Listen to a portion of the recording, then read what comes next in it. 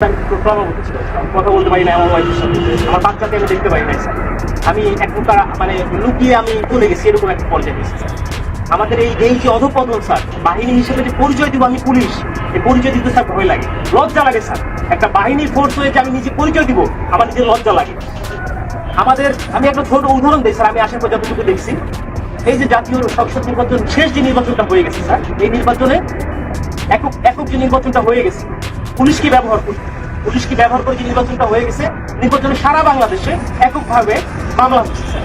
কিছু মামলা গায়েবী মামলা, যে মামলাগুলো ভিত্তি নাই, এই মামলাগুলো আমাদের কি দিয়ে করাইছে স্যার। সাধারণ জনগণ যারা আছে বিএনপি, যারা আছে জামাত, যে কিছু জানেই না, তাদেরকে আমাদের গ্রেফতার করা লাগছে স্যার। জনগণের মধ্যে আমাদের যে শত্রুতা দৈরাত্য সৃষ্টি হয়েছে স্যার, এই সাম্প্রতিক সময়ে একটা বিষয় থেকে আমাদেরকে নির্দেশনা দিচ্ছে যে এলাকায় কোনো বিএনপি জামাত থাকতে পারবে না, এলাকায় কোনো অন্য ভিন্ন ধর্মাবলম্বী কোনো কিছু থাকতে পারবে না। আমার এসপি স্যারকে তো আর মানুষ জানে না যে এটা আমার এসপি স্যারের কমান্ড ছিল, আমার ডিএজি স্যারের কমান্ড ছিল, সেটা তো মানুষ জানে না। মানুষ জানে যে এটা আমি একজন সাব ইন্সপেক্টর, আমি এটা করছি। সন্তোষ নামে একজন সাব ইন্সপেক্টরকে মেরে রাখছিল কি, সাম্প্রতিক সময় যখন প্রথম আন্দোলন শুরু হলো স্যার, সেই আন্দোলনে একটা গাড়ি ভাঙচুর হয়, সেটা সরকারবাদী একটা মামলা হয়, সেই মামলার আইন ছিল হচ্ছে যাকে স্যার এটা লাইনের উপরে অনেক প্যাথেটিক একটা ঘটনা স্যার, আপনারা যে দেখছেন হয়তো স্যার, এখানে আপনাদের বিষয়টাও স্যার এখানে আসছে, আপনারা সবাই এটা জানছেন। তো এইরকম স্যার অনেক বিষয় আছে স্যার, আমরা কথা বলার কোনো সুযোগ থাকে না। আমরা চাই স্যার এই বাহিনীটাকে স্যার, এই যে রাজনীতিকরণ, এই রাজনীতিকরণ থেকে আমাদের দাবি দেওয়ার প্রধান যে বিষয়টা, সেটা হচ্ছে আমরা এই রাজনীতিকরণের মধ্যে স্যার থাকতে চাই না। আমাদের স্যার এখানে কর্মবিরতি চলমান আছে স্যার, আমরা কর্মবিরতি নিয়েছি সারা বাংলাদেশে একই অবস্থা স্যার। এখানেও স্যার আমরা যখন প্রথম এখানে আসছি, আমাদের ম্যাক্সিমাম সবাই স্যার সিভিলে ছিল,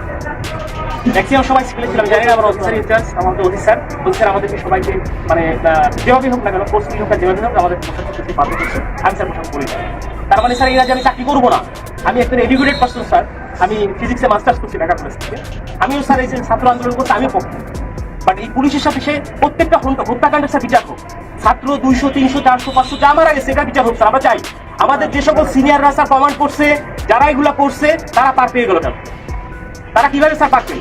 আমার এই প্রশ্নটা স্যার আমার থেকে যায় স্যার।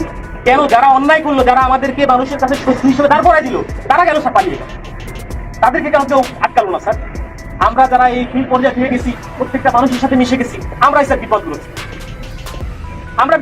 কিন্তু স্যার দেখেন, বাংলাদেশে এখন পর্যন্ত কতজন পুলিশ মারা গেছে, এই মারার সংখ্যাটা কতজন মারা গেছে, এই সংখ্যাটা আমরা এক্স্যাক্টলি জানি না। একটা বাহিনী হিসেবে আমরা পরিচয় দিচ্ছি, বাট আমি জানি না যে আমার ফোর্স, আমার অফিসার রাস্তায় পড়ে আছে, কুকুরে লাশ খাচ্ছে স্যার। এই কথা দেখার মতো, বলার মতো কেউ নাই। আমরা আসছি স্যার যে আমরা একটা কার্যক্রম শুরু করবো, আপনারা এটা করেন ওইটা করেন, এটা না স্যার। আগে বুঝতে হবে স্যার আমাদের জায়গাটা কোন জায়গায় স্যার, আমাদের চাহিদাটা কোন জায়গায় স্যার, এটা উপলব্ধি করতে হবে স্যার। আপনারা আসছেন স্যার, আপনারা এই ক্লান্তি লগ্নে স্যার বাংলাদেশ সেনাবাহিনী সবসময় আপনারা বাংলাদেশের সাথে ওতপ্রোতভাবে জড়িয়ে আছেন স্যার। আমরা চেষ্টা করি স্যার। এখন আমার বন্ধু বান্ধব অনেকে আছে যারা আমাকে নিয়ে ঘৃণা করতো, আমাকে খোঁচা মারতো, ভোগ করতো, তারাই বলতেছে যে আদর্শ চলে কাজ কর, শুরু কর, উপলব্ধি করতেছে স্যার। বাংলাদেশে সর্বপ্রথম স্বাধীনতার যুদ্ধে বাংলাদেশ পুলিশ রাজারবাগে যে প্রতিরোধ গড়ে তুলেছিল, এটা তো অস্বীকার করার স্যার কিছু নাই। সারা বাংলাদেশে পুলিশের অবদান স্যার, অনস্বীকার যে অবদান, এটা অস্বীকার করার কোনো সুযোগ নাই। কিন্তু এই যে দলীয়করণ, এই দলীয়করণটা স্যার আমরা চাই। আমরা দলীয় কোনো করণের মধ্যে আমরা থাকতেই চাই না স্যার। আমাদের প্রধান পয়েন্ট হচ্ছে এইটা, আমরা চাই পুলিশ একটা নিরপেক্ষ স্বচ্ছ বাহিনী হোক। আমরা স্যার মানে আমরা যে এই যে ইউনিফর্মটা পরে রাস্তায় বের হবো, আমাকে অমুক দলের লোক তমুক দলের লোক আমাকে ব্যবহার করবে, আমরা এটা চাই না। আমরা এখান থেকে বের হতে আসতে চাই। এবং ছাত্র জনতা যারা মারা গেছে, আমরা বলতেছি যে ঠিক আছে, স্বাধীন হয়েছে দেশ, আমরাও একত্রতা প্রকাশ করি। আমরা কিন্তু পুলিশ কর্মবিরতি দিচ্ছি কেন?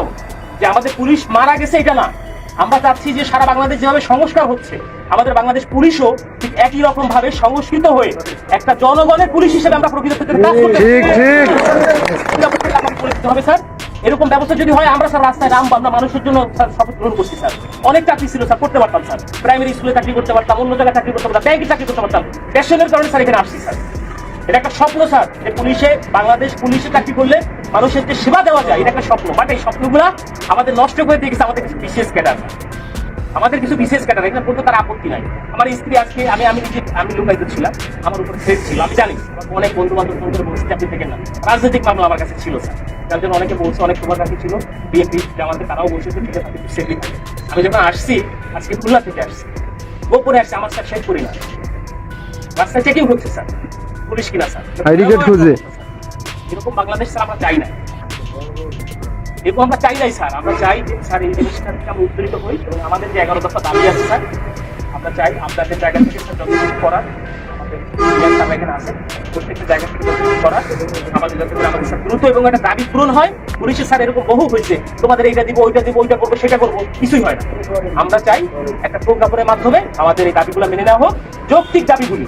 যদি মনে হয় যারা এখন বর্তমানে উপদেষ্টা পর্যায়ে আছে অত্যন্ত বিচক্ষণ মানুষ, যদি মনে হয় যারা পুলিশের এই দাবির মধ্যে কোনো জায়গায় ব্যত্যয় আছে, সেটা সংস্কার করে যেটা মনে হয় যে এখানে সংস্কার প্রয়োজন, সংস্কার করে যতটুকু এটা মডিফাই করা যায় করে আমরা চাই একটা প্রজ্ঞাপন দিলে আমরা মেনে নিব যে হ্যাঁ আমাদের দাবিগুলো পূরণ হয়েছে। কারণ আমরা দেখছি স্যার আমাদের টিএ বিল স্যার পায় না, আমরা বলবো কাকে এগুলা, আমরা বলবো কাকে আমরা স্যার টিএ বিল পাই না। আমার কাজ করতে আমার পকেটে টাকা দিয়ে আমার পুলিশিং মিটিং করতে আমার ব্যানার করতে আমার নিজের টাকা থেকে, আমার ব্যানার করতে আমার নিজের টাকা থেকে, আমার এই করতে হবে সেই করতে হবে উঠান বৈঠক করতে হবে, সব আমার নিজের টাকা করতে হবে। কেন আমার বেতনের টাকা স্যার আমি কোনো জায়গায় খরচ করতে পারবো না, এক কথায় শেষ। সরকারের প্রতি কাজ করতেছি, সরকার আমার বেতন দিবে, আমি আমার পরিবারের পিছনে ব্যয় করবো। আমি কেন আমার নিজের টাকা দিয়ে আমি ব্যানার করে কেন করতে যাবো? এটার জন্য আমার বাজেট থাকবে না? অবশ্যই বাজেট থাকতে হবে। আমার মাসে প্রথম 10 তারিখের মধ্যে আমার টিএ বিল দিতে হবে। আপনাদের বাহিনী স্যার দেয় কিনা আমি জানি না স্যার, এই সুবিধাগুলো কি আপনাদেরও কি এরকম শুধু কমিটমেন্ট করে কি স্যার আপনাদের কি রেখে দেয় কিনা আমি জানা নাই স্যার। আমি যথেষ্ট মানে অনারের সাথে বললাম স্যার, কিছু মনে করা যাবে না, অনেক কষ্ট স্যার আমাদের মনে, অনেক বড় কষ্ট স্যার। এখানে যারা আছে সবাই বলতেছে কথা বলতে হবে, এখানে স্যার আরো কষ্ট স্যার। এখানে আমরা কর্মবিরতি দিচ্ছি, আমার ভাই একজন কনস্টেবল স্যার কি ক্ষমতা থাকে, একজন সাব ইন্সপেক্টর কি ক্ষমতা থাকে স্যার?